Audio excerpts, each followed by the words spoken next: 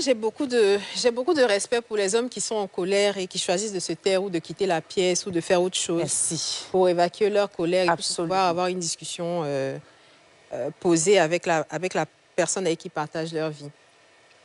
J'ai dit dans une émission ici que de ne pas baisser ses standards et de s'arrêter à là. Quand tu sais qu'il y a... Parce que l'amour, là, c'est bien, mais...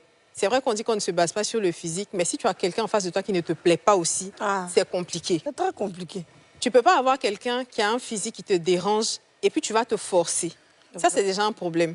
Deuxième problème, à quel moment un homme peut s'arrêter devant toi pour te dire que tu n'as pas le cas de ce que lui il recherche sur une femme? Il va coucher à toi comme et pourtant, tu es dans sa maison, il t'a doté. il te dit. Je pense qu'il y a des... Il y a des choses qui arrivent, quand ça arrive une fois, deux fois, il ne faut pas aller jusqu'au mariage. Vraiment. Parce qu'il faisait ça même pendant que vous étiez dans votre copinage.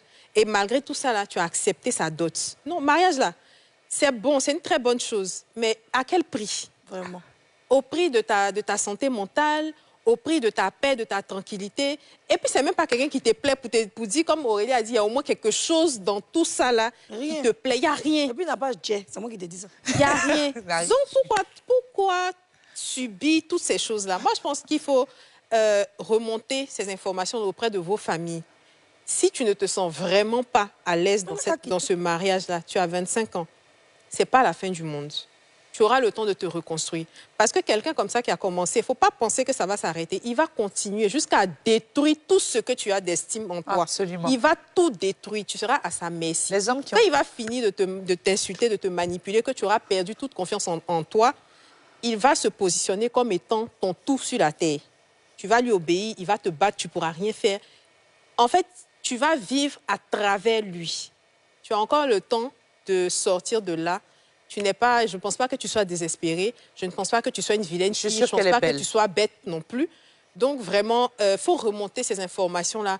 Il faut exprimer clairement ce que tu ressens. Si à lieu de rembourser la dot, on va rembourser et puis tu vas rester tranquille. Et puis, il va aller à sa taille là-bas pour aller emmerder quelqu'un d'autre. Quelqu'un te dit, il y a un cas, tu as un cas de mes... Tu n'as même pas un cas de mes standards. C'est-à-dire que demain, là, il va aller prendre une fiche. Ben oui.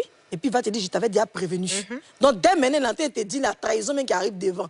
Toi-même, tu es prévenu. Le Saint-Esprit te permet de connaître la vérité. Il va aller prendre. Toi, comme ça, un vagbétique comme ça, tu es vagbé, tu as mal, tu es méchant. Tu sais, souvent, nous, les femmes, des gens qui minimisent souvent, nous, les femmes, on doit vraiment ouvrir les yeux. On doit ouvrir les yeux, on doit ouvrir notre esprit. On doit ouvrir les yeux, on doit ouvrir notre esprit.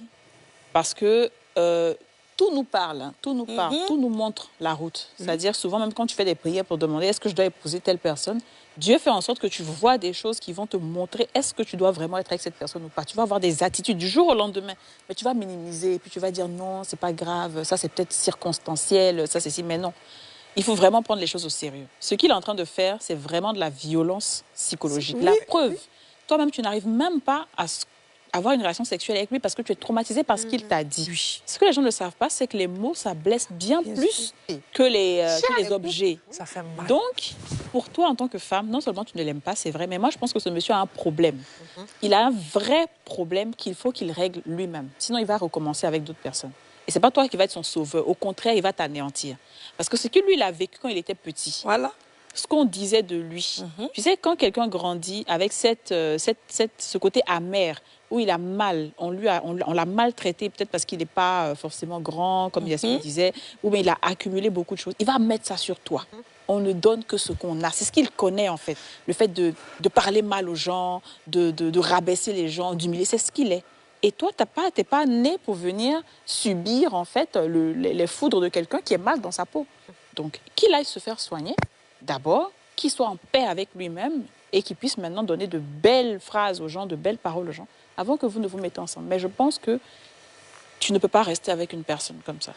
Parce que tu vas te détruire toi-même. La preuve, tu n'arrives même pas à oublier. Parce que si encore tu disais qu'on s'insulte, parce qu'il y a des relations comme ça, hein, les deux s'insultent, et puis après, souvent, mais ça prouve que tu es sensible, en fait. Ça blesse, en fait. Ça prouve que tu es blessé. Son physique. Donc, faut pas t'amuser. Et puis, les paroles sont trop fortes, en fait. C'est-à-dire que ce n'est pas des paroles, ce n'est pas des petites paroles. Tu n'es pas un quart de ce que je recherche chez une femme. En fait, il va chercher, au fond, ce qui va te faire le plus mal. Absolument. Et ça, c'est dangereux. Les gens qui arrivent à faire sortir ces émotions.